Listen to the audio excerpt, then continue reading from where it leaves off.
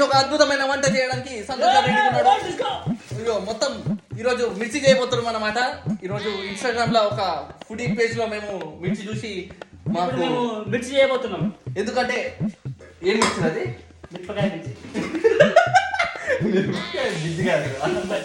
బజ్జి కాదు, దాంట్లో మిరపకాయలు చీల్చి లోపల చింతపండు సాస్, చింతపండు మసాలా, చింతపండు మసాలా వేసి గట్టిగా చేయబోతున్నాం గైస్.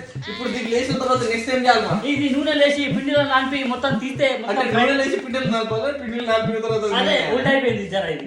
సో గైస్ మనకి తెలియక ఒకసారి యూట్యూబ్ లో చెక్ చేసుకుని మళ్ళీ చేస్తాము. అవుట్పుట్ అనేది ఖచ్చితంగా పెడతాం గైస్. ఇది చాలా కష్టపడి చేస్తున్నారు, చూసారు కదా. బట్టలు ఉతుకుతున్నట్టు